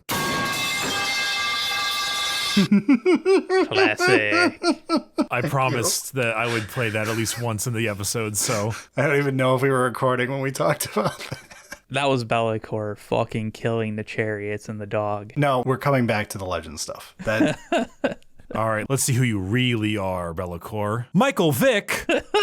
Oh, God. Jesus Christ. All right, so Be'lakor, speaking of, I guess to segue from EC a bit more. As we talked about 2 weeks ago on an episode about Emperor's Children being a mixed bag, Slaanesh Daemons got gutted when it got added to EC, and we were like, okay, I guess we're not getting monogod codices, we're getting Emperor's Children and some soup thrown in on the side. They updated the data sheets when they threw them in there. Those updates now are all in the data sheets in the actual Chaos Demons index as well. That's mostly bad for Slaanesh because it was basically all bad news. It's fucking awful. Like, it sort of made sense for EC of like, oh, they're like really strong over there, and like we're not really pushing it for the codex. That's just like a cute little detachment. You can have some fun, but we don't want it to be good. Holy shit, they fucking gutted them. So we also got updates to the rest of the Chaos Gods, and my guess is these are the updates that will be in the next 3 codices over the next 3 months, or 4 months, however long it takes. And these are a lot better. Only Slaanesh really got slapped around. Khorne, big winners. Scarbrand is amazing. Huge buffs all around. Bloodthirster, save buff is really nice. Bunch of movement buffs. Yeah, lots of movement buffs in Khorne to make them feel a little bit easier to get into combat. Basically just better than Slaanesh. It was needed. Sure, but like... I know you're being shitty to make the joke of Slaanesh. That was all they had going for them. Again, it's supposed to be the finesse version of combat versus the Unga Bunga Blood Angels version of combat. So, back into Khorne real quick though. Bloodletters did lose a key ability of they don't get their wound reroll, but their new ability of forcing the desperate escape is kind of interesting, and they got the movement, which is huge for them. So it's like a nerf, but there's enough buff stuff that it comes out in the wash and is interesting. Blood Crushers with their improved save is really nice looking right now. Flesh Hounds, new ability, kind of nice. We did have some stuff that didn't get changes, like the Skull Cannon is identical to what it was, but it's fine. It's what we expect it to look like. I would have concerns on some of these, like getting no changes, but yeah. We'll talk about that. I think some of them just didn't get changes. Yeah. Because if Tzeentch's didn't get changes list is the what gets cut list, Tzeentch Demons no longer exist. I don't think it's that far off. Like, some of those are fine cast. No, I'm more talking about the literally 2 out of our 3 units are here. Anyway, so yeah, the Khorne chariots did not get touched, and given the state of Slaanesh chariots, that could be a dangerous bad thing. However, the Khorne chariot is not a notorious garbage kit, unlike the Slaanesh chariot. Nurgle, real quick, real good stuff. Radagast got better. Great Unclean One is amazing. Holy shit. Honestly, looks pretty scary. An aura of +1 toughness. Nurglings are they're like with Bloodletters where they're better worse. They're blurfed. I think it is a nerf, but like we'll see. You'll want to play them more offensively. They're pretty good. Beasts of Nurgle getting the Scout 6 is adorable. More reason to play Beasts of Nurgle. They're cool. Lots of Nurgle did not get changed, including like Plague Bearers, their basic unit. So again, this is why I'm saying just because there's no change doesn't mean it's deleted. The core parts of Nurgle did not get changed. But the ones that are in the no change are like, yeah, keep an eye out. If you weren't like obviously Plague Bearers and like, yeah, you're gonna stay, maybe you go the way of Legends. Undivided wise, it's just Be'lakor here for changes because the Demon Princes did not get a change in the Demon Prince Index, even though the Slaanesh version in EC is a much better design, and we should be doing that specifically for the Foot Demon Prince. Anyway, Be'lakor got Primarchified and is now Giga Chad Core. He got a toughness, he got a better save, he got more wounds, he's better in melee, all sorts of shit. Everything is better. It's Be'lakor time, baby. And of course, to go with that, we got our 6th detachment in our index, which is... I'm sorry, I was late to the punch on that one. That's fine. We got... You had to actually reset up all the pipes from when they last actually fell down. He started talking about Be'lakor so quickly, I was like, oh, gotta put him back up. We got our 6th detachment for our index, which is both a good thing and a scary thing we'll talk about in a moment here, which is the Shadow Legion, which is kind of funny because the index detachment was already the Be'lakor themed detachment, but now we got a more Be'lakor themed detachment that is a soup detachment for CSM, I guess. Anyway, this one is extremely Be'lakor themed because one of the requirements is you cannot have any demon princes with wings, or epic heroes except for Be'lakor. However, you are allowed to include a bunch of Heretic Astartes units I'm not going to list off, up to half of your army, and they'll all gain the Shadow Legion keyword and Undivided keyword, which will matter because the detachment rule is actually kind of cool. So the detachment rule basically gives out buffs depending on what keyword the demon/CSM unit got. So Khorne ones are able to shoot and charge and turn they advance. Tzeentch ones get -1 to get hit. Nurgle ones got the, if your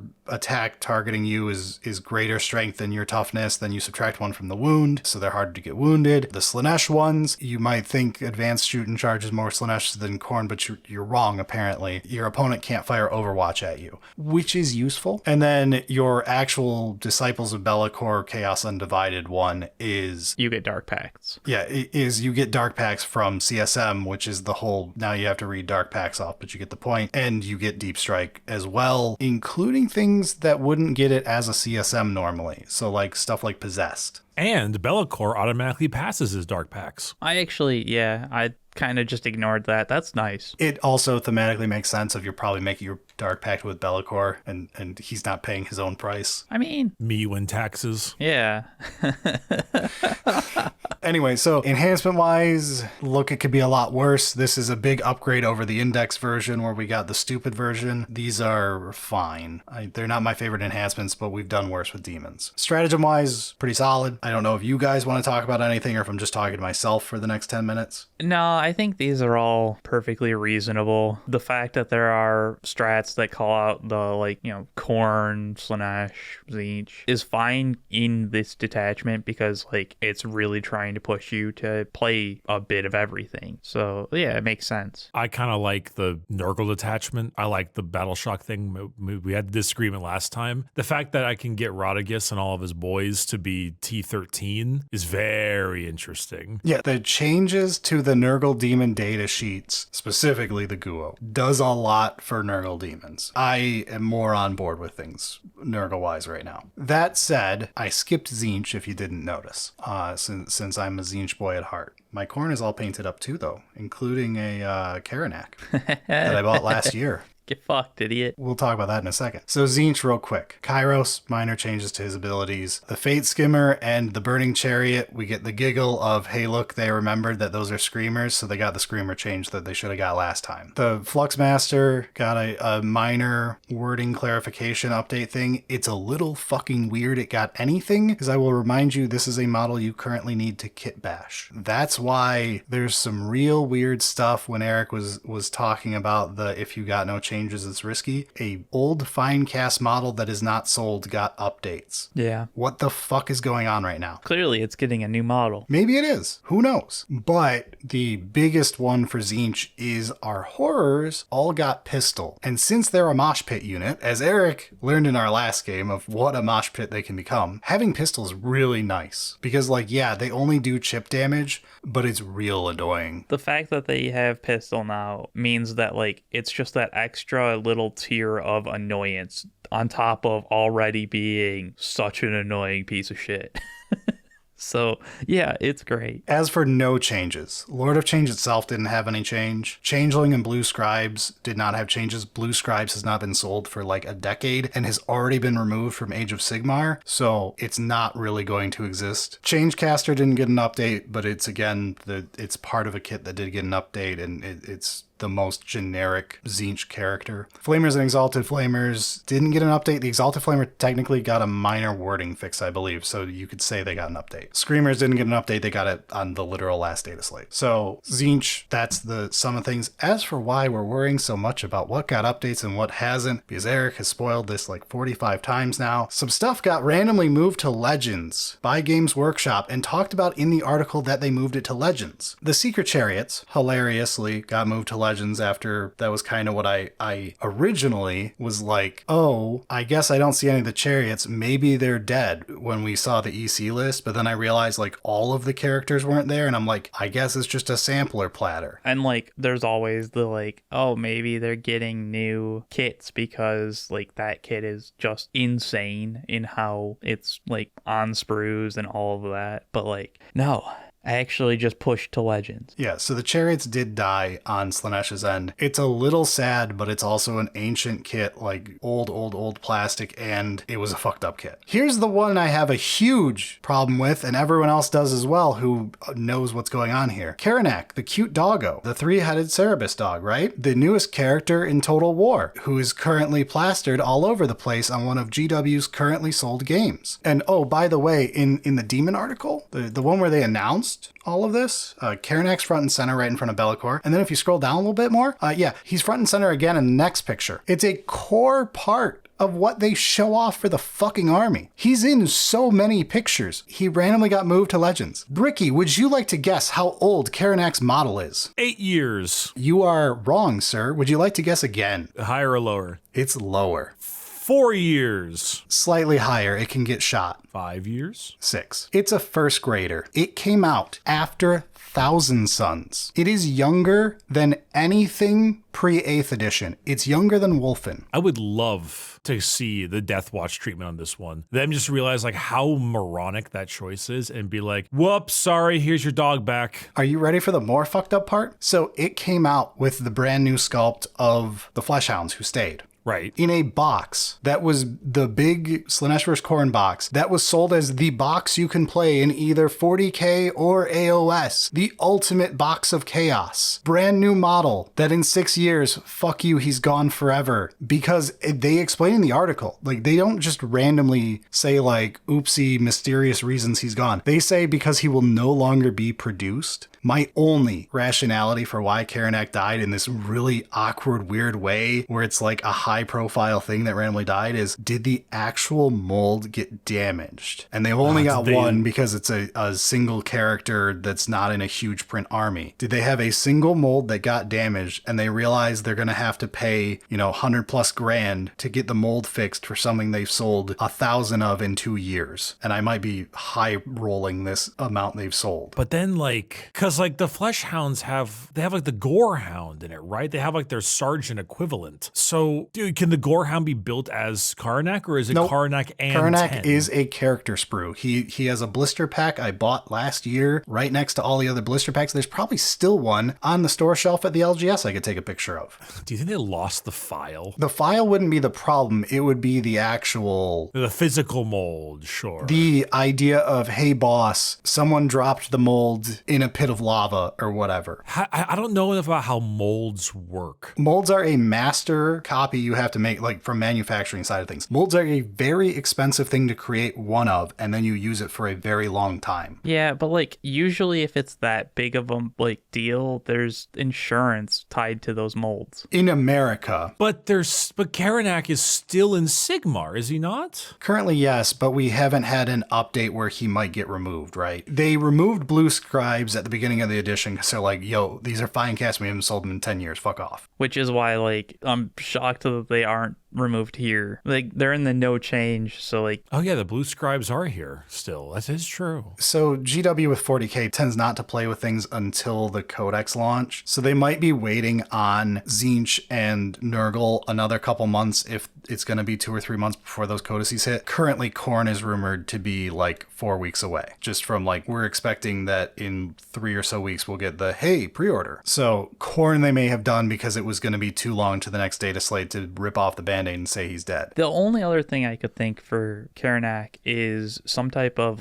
legal issues with IP, or the modeler is trying to do that doesn't seem right. I don't believe that because he's the newest. Go on fucking Warhammer, Total War Warhammer 3's page right now. Karanak's the fucking picture. He just came out. They had a whole update for him. Yeah, I don't know, man. There has to be more to it. From a business side, it could be the mold. The Cope answer is 100% they're going to remake Karanak. That's the Cope answer. The real answer is he's not going to make enough money to be worth remaking until they do a refresh in literally 10 plus years. Some catastrophic failure at some point in the production side of things. It's fucked up, is my point. And it's compounded by, we got in the same article, they said by the way, here's your 6th detachment, the Be'lakor detachment, because you are now Death Watch. You are an index. You're not getting a codex. Index Chaos Demons is Chaos Demons for the rest of 10th edition, which kind of goes back to 2 episodes ago. I'm not going to doom post for another 40 minutes here, but what we talked about 2 episodes ago of, goddamn, every Chaos Demon player I've talked to today is on pins and needles going, oh fuck, we got a half-assed, we didn't even get it's not like the Mono God codices came out and now, all right, Chaos Demons, no more soup, the death of playing pure demon without playing only one god. It's, we got Codex Emperor's children that in one detachment can soup some Slaanesh Daemons, and that's the fucking extent of it. So we sure as hell aren't looking hopefully in that direction, because they fucked that up. And then we were like, okay, maybe we're just staying as our own thing. Maybe you just still get a Chaos Demon Codex. And they were like, nah, you're getting those free digital rules one last time, eh? That's the thing, is like, we're fine-ish for 10. Like, the index will be fine. We've got this new detachment, might get another one at some point.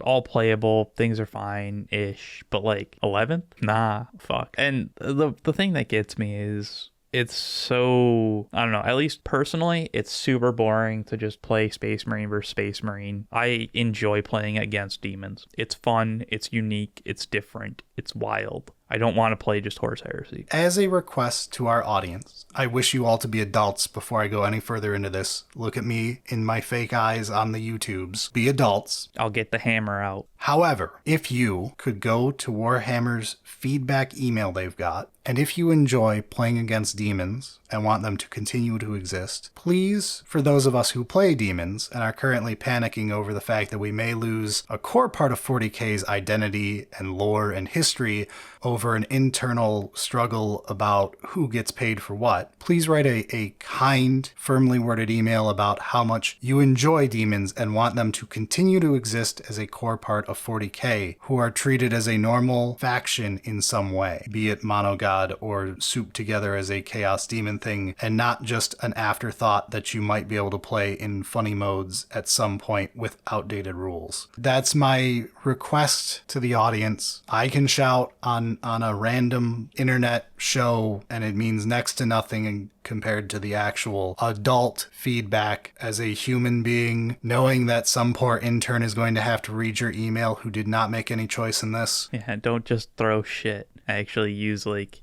full sentences and like, yeah. With that said, at the moment, things are okay. But if you hate demons like me, send a letter to make them kill them faster. Yeah. Yeah, no, actually, no. Demons are fine. I don't really play against that many demon armies, to be honest. But I think it's because the last time I played a lot of demons was mainly because it's like giant monster mash demons. And every time I do fight like a more balanced, like here's my Kairos and a Keeper, but then here's like 3 squads of pink horrors and then some flamers. I'm like, oh, this is kind of fun. This is a pretty good list. And that gets into my whole, I prefer if we got a monogod codex, right? Like this is my personal preference. I know this isn't every demon players, but a fair amount of us like this, of like, I want my codex for my Khorne demons with Khorne mortals I can ignore. I want my codex for my Tzeentch demons and my Thousand Sons, but I want them to feel like a codex dedicated to Tzeentch with ways to play mortals, ways to play demons, ways to put them together. That is not what we got. No. The EC Codex does not give 2 fucks about demons. It has a Grotmus soup detachment thrown in. I do think that like if we did get to that monogod codex thing, we would need some type of, and it'd probably be like CSM, I don't know, something like, there would probably still need to be a way to soup the gods together, just because like that there are people that enjoy doing it that way, and I think it's fun to play against as well. But like, I don't know, the current trajectory is worrying for now, all of those. To bring the room back up a bit as we finish up the Doom Post era. As a fan of free digital rules, I appreciate Deathwatch exists as a free index again. Chaos Demons gets essentially, for the rest of the edition, a quote-unquote free codex that hopefully is not a last hurrah. And I enjoy seeing this, and it makes me yearn for things like, hey, I get that for some reason that I'd love to hear a real explanation from someone inside GW who knows. Harlequins got like retconned away. They don't want to show them in stores. The GW employees aren't supposed to let a new player know about Harlequins. If that's the case, can we get a Harlequin digital codex with, a couple detachments and all of their data sheets, and just have it where, look, you're never going to get a combat patrol. You're not going to be something that we ever point noobs to, but once you're in, and we've got you hooked anyway, and you want that third army, and you want some crazy space clowns, the option's here, and it's just a free codex, because it's not worth us to print a whole codex and deal with that and hope we make profit on it. Free codex online, digital rules, everyone's happy. It costs us nearly nothing other than, additional dev time, which is a cost. I trust me with my day job, I'm aware, but it is a very acceptable cost compared to having to deal with actual manufacturing. But I like seeing that aspect of things as a silver lining here. It's I think cool. that's extremely unlikely, but yeah. It's a random hope that hopefully internally for some poor bastard at GW fighting the good fight, this is good ammunition of like, hey guys, this works. We're still making money on these factions without having to manufacture these codices that weren't selling enough to make them worth manufacturing. Boy, that beats the alternative. Yeah. So I mean, I guess that does basically wrap up the data slate and like all of its stuff, but I mean, we did learn that we're gonna get quarterly detachments. Yes. So like, I don't know, what do you think is like the next ones? Did they say it was only gonna be for codexes that were out, or is it also? I think their wording highly alluded to the fact that it is to shore up codices. So I don't want to guess things that are in index land, unless you want to guess. I guess Deathwatch and Chaos Demons, I will say, would be acceptable guesses. Though we just got one for Chaos Demons. Sure. Bricky? Guess 3.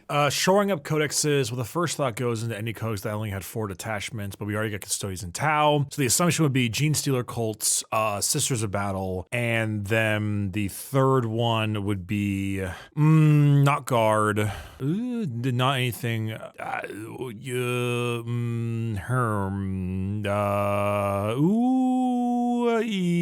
Necrons. Okay. It's not a bad pick because it was an early codex. And it's a deep faction that can get a lot of different ways to play. Yeah, I'd probably go Crons or Nids. Eric? I feel like Genestealers and Nids, and then I don't know on the last one, it'd probably be like Space Marines.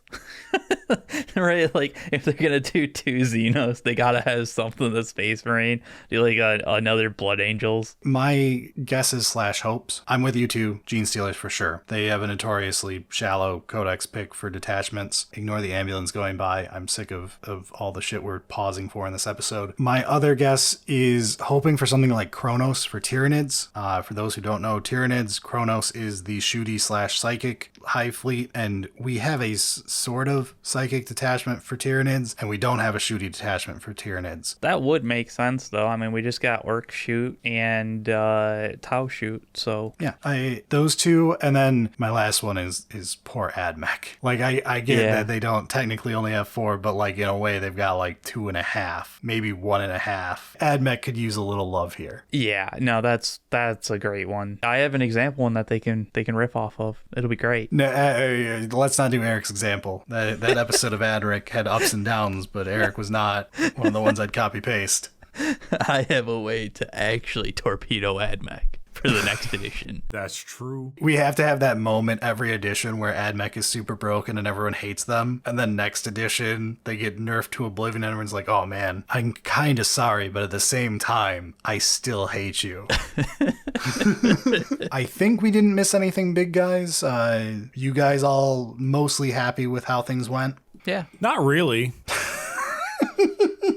fair enough. I mean, like, I don't know. Last detachment stuff was Grotmis, and that was the best one ever in the world ever. Yeah. And, like, don't get me wrong, we're not getting Grotmis again. No way in hell. But just a lot of the stuff that we got here, it's like, it's a lot of like, okay, they reverted the Sisters nerfs. Will it be enough? I don't know. Oof, that was a really bad bridgehead hit. Let's check out my CSM list. Okay, it, like, didn't change at all. It's a very anemic one. It feels kind of weird because, like, last time they were like, oh, we're going to really go into internal balance. And then they added and minused a lot of things in various ways. And I was like, okay, like, not all of this actually matters, but we're moving the needle. Certain factions especially, they didn't even attempt to move the needle. Like the Lion, for example. Yeah. But not just that, but like a lot of Drukhari, like a lot of CSM too. Like, I mean, the Disco Lord's down, that's fine, but he's still Disco Lord is right next to Lion on my stop lowering the goddamn points, just fix the data sheet. I see what you're saying of like, this one very much is focused on specific factions and everybody else was basically ignored. Horde, which slightly biased because a couple of those factions I'm pretty happy about. But like, it's not great when like they don't do anything to excite you for your faction. So that's my thing, is looking at this as two separate things. Dataslate, kind of a snooze middle Dataslate, right? Like, it's not an important Dataslate. The rest of the news we got with it was the more important part for me. Here's some detachments, quarterly detachments to keep you engaged, hopefully add some variety to people who need it, and then what's going on in Chaos. And is Chaos still a thing come 11th edition, or will they say Chaos got all better, the lion, the witch, and the wardrobe fixed it all? I do think that they need to learn that, like, especially for Guard, you shouldn't just do nerfs. Like, there's enough depth to the codex, to the faction, to the units, that, like, you can do some slight buffs. Even if it's not much, there's going to be some safe things that you can buff that are going to be like,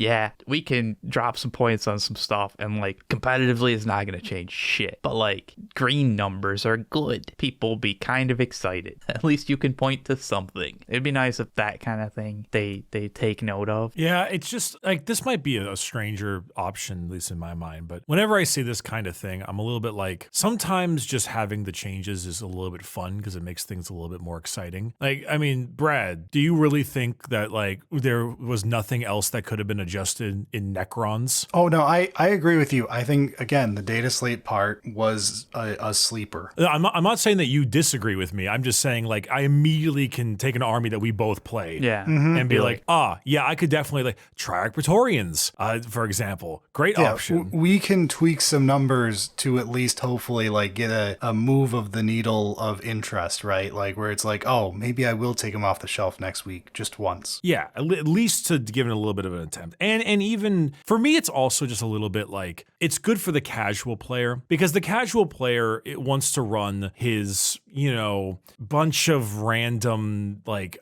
here's my Imperial Fists army. That's all about holding the backfield. I've got 3 Fire Strike servo turrets. I've got myself 2 tanks, a gladiator crap, whatever the hell. Like, there's no issue with just pulling 5 points off of those damn horrible models, and at least being like, okay, guy who clearly is doing this just for his thematic funness, your thematic funness is a little more decent. Your Hammerfall bunker can be 10 points cheaper. Anything like that, you know? I think that that's especially doable for the larger factions. Like, it's gonna be tough to do that for like Votann. You have like 20 data sheets. Anything you touch is affecting everything. But like, there's still gonna be things that you can find. It's just gonna be slightly more difficult to find those, like, oh yeah, if we drop this by 10 points, fucking nobody's gonna care other than the people that are excited by like, hey, that's a really cool model. I have that one. I want to play it. But like Necrons, Space Marines, like, there are things that are pretty easily findable. I will go to bat for GW for a second here. I want a quick poll from the two of you at least. And I guess commenters can comment. I feel like they're in a damned if they do, damned if they don't issue here of when they do the useless point updates on things you would never take. We always make the joke that this changes nothing. It's writing something to pretend that you changed something when we know it did nothing to the army. Do we prefer them still doing that and we just make fun of the fact that we know this will do literally nothing? Oh, absolutely. Or do we prefer them not even pretend to? I say absolutely. Give me magical fantasy land. I don't need reality. I fully agree. You'll see a thing like that and be like, okay, this changes nothing, 100%. But you take 40K is not a game where 5 points is in its own right the major thing. It's a game of thresholds. So taking 5 points off of the Fire Strike servo turrets or whatever for the dude who runs 2 of them because he just bought them all and he's curious about it, leaves him with 10 more points, which there's the difference between, oh, I got to take a scout squad and enhancement versus, oh, sweet, I can take 5 heavy intercessors. Like, the difference between 90 and 100 is only a big deal when you really want to take a thing that is 100. And so having that little adjustment can actually make a big difference in taking the fun stuff you want to take and not having to be left in the dust with like, well, I've got 40 points left. I can't take any more enhancements. To take like a servitor squad as opposed to like, oh, I have 65 points left. 1 scout squad, please. Yeah, I think that does matter, but I also think that there's just an aspect of emotional feelings of like, yeah, the 5 points doesn't do anything, but hey, it was buff, right? And that like But hey, it was a buff is still that like slight feel good. Change is fun. And not only is change fun, but also light change is enough. Yeah. Because then you're not actually being like, oh, this is so good, I gotta run out and get a few of them. It's more like, oh, sweet. I mentioned my guard, right? The Torok should have gone up a little bit. The Chimera should have gone down a little bit. Maybe some of the Lord Marshal Dreer should have gone down, blah, blah, blah, blah, right? Let's say I took literally all the things that went down because I just normally take those. And I have, I don't know, 50 points left over or something like that. Like, oh, okay, cool. Awesome. I just got the Hell's Last kit. I can paint up the brand new Commissar and throw him into a squad that didn't have a Commissar in it before. And cool, I get to run a Commissar. Like, it's not a very good unit or anything. It's actually objectively probably the worst unit in the guard, but it lets you run the other thing that's on your shelf. You get to grab something off your shelf and feel good about it. You don't have to go leave and buy a new model. Yeah, and like those kinds of changes, you know, will still, when they come up and we're talking about it, I'll still make fun of it of like, yeah, it doesn't fucking matter really, haha. But like, I still think it's better for them to do those because, yeah, like it does kind of matter, and it shows that they're still paying attention. Plan on still making fun of them when it happens, but would absolutely rather they do that than they don't. Yeah. Anyway, that rambling aside. All right, that does it for a very fun discussion with you two. I hope everyone enjoyed it. And don't forget about the 12% off. 12% off! 12 more Miracle Dice, baby! Let's go! We're back to not 46%, I think. Maybe.